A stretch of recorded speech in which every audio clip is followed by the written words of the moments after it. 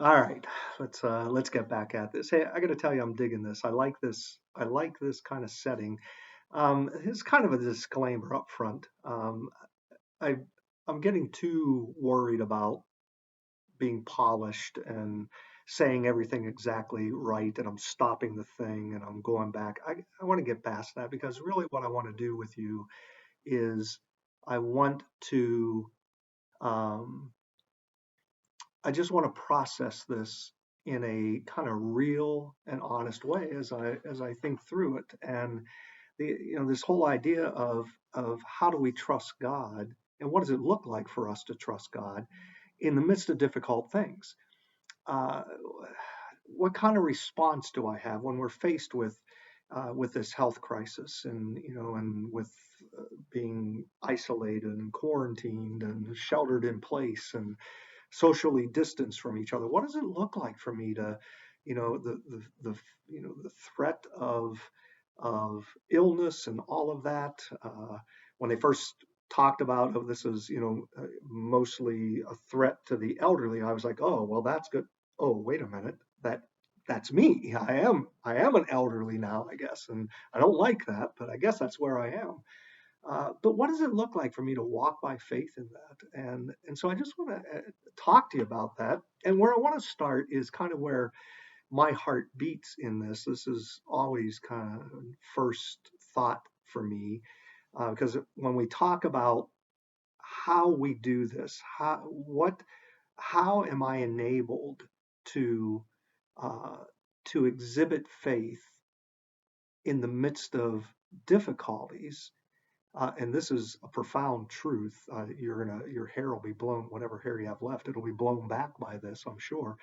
Um, that if I'm going to do this, I need you to do it with me. Uh, I need the company of believers to be able to endure this kind of thing. That if I'm going to have the strength, if I'm going to have the endurance, if I'm going to have the wisdom, if I'm going to be able to express faith in the midst of this, I'm only going to be able to do it when I am surrounded by people who care about me, who will speak truth into me, who will encourage me along the way, who will take care of me when I need to be taken care of, who will pray for me, who will watch my back. I, I need you in order to walk the Jesus way in this. I can't do this on my own, and neither can you do it on your own.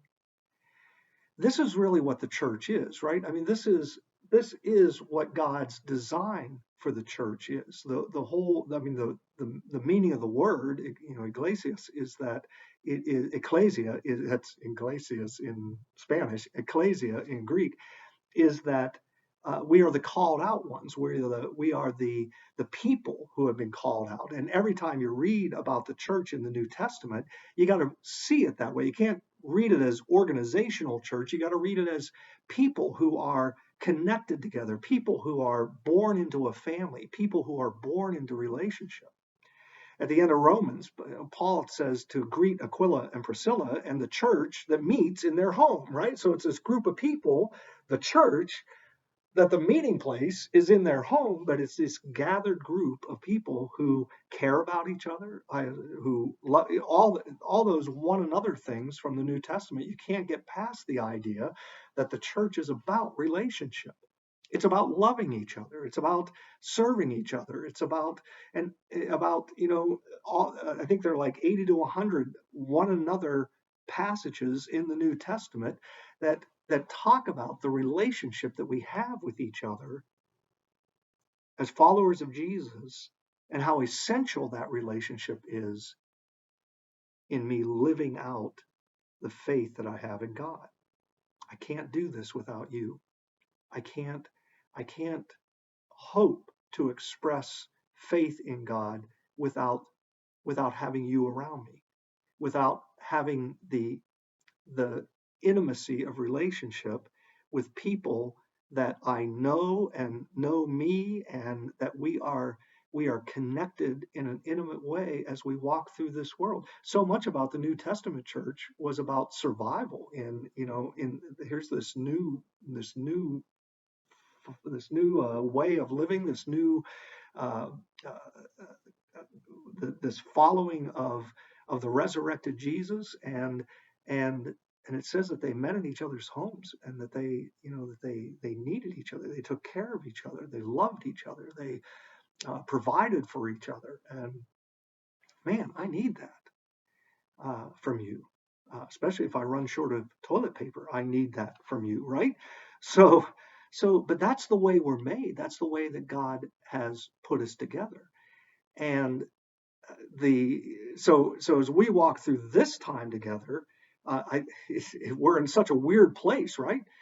If we need each other, and if it's essential that we have relationship in order to get, and I really believe that that's the case, that I my ability to walk the Jesus way is dependent upon my relationships that I have with people like you, people that surround me, and that's really what the church is. If that's the case, then how when we are faced with social distancing and shelter in place and quarantine, and that everything about this is separating us, how in the world do we go about maintaining the kinds of relationships that we need in order to get through this? And that's what I want to encourage you to do today, is to think through that, to explore ways that you can maintain the kinds of relationships and get involved in the kinds of relationships that you need in order to endure this kind of thing.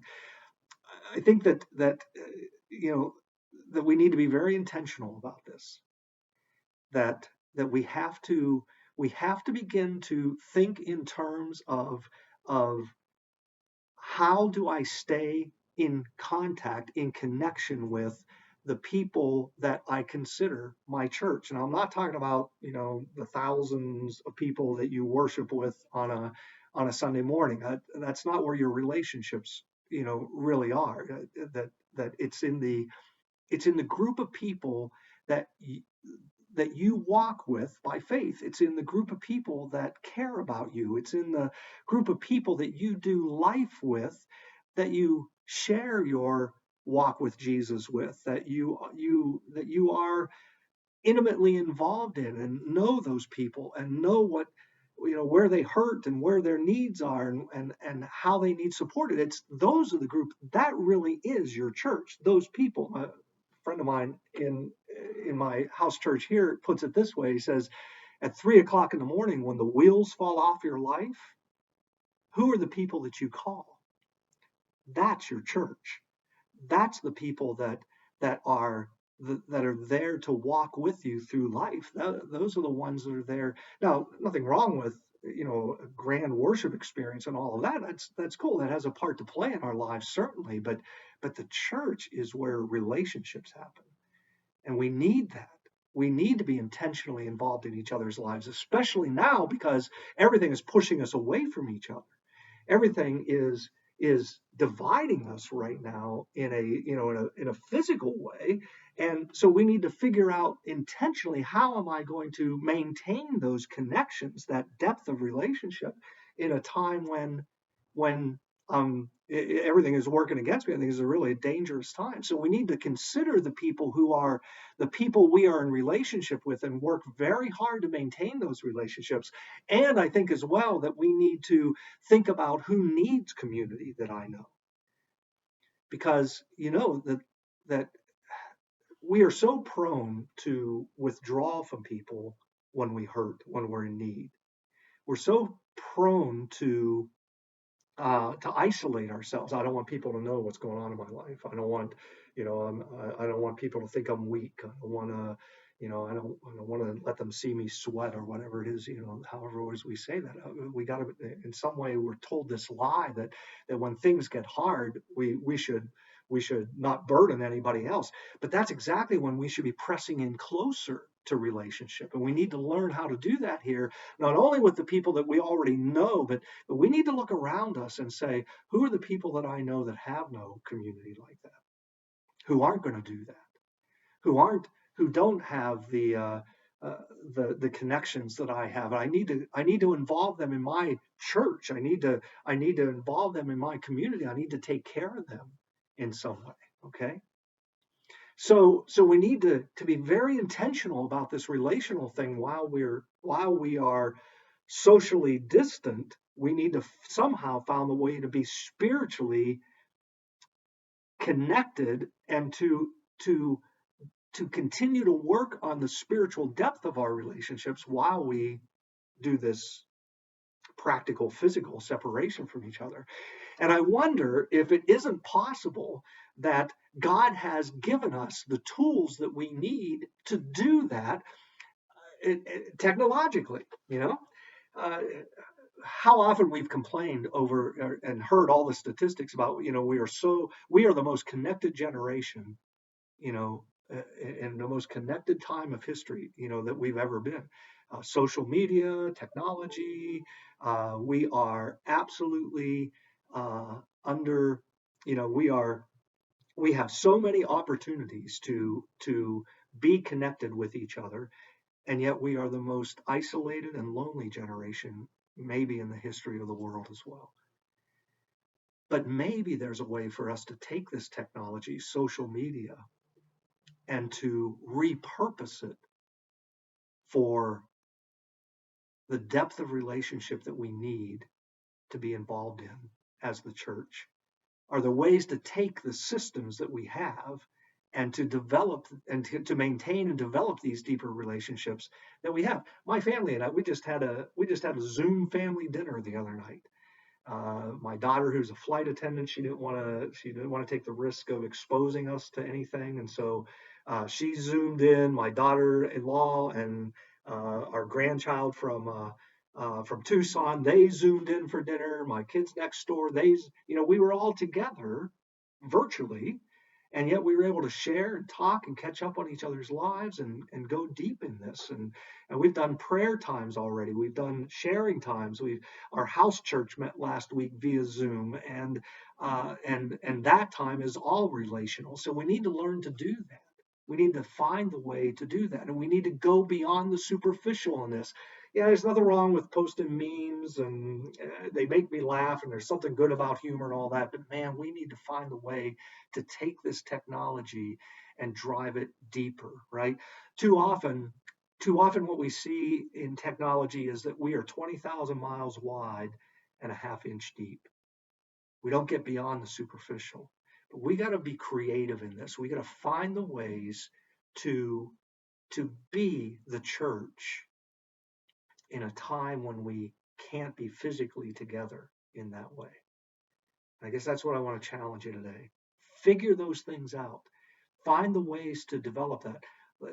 Hit me with some comments and stuff about ways you're doing that. Let's share those kinds of things, and let's work together on being the church, because we need it. We're not going to get through this without each other. We're not going to get through this just on our own. Not walking by faith, not exhibiting the faith of God in this. So do this with me. Let's be the church together. Let's look out for each other. Reach out to the people that you love. Make sure that you're in contact with them. And let's find the faith that we need to live out of the reality of who we are in Christ. Thanks. Have a good day.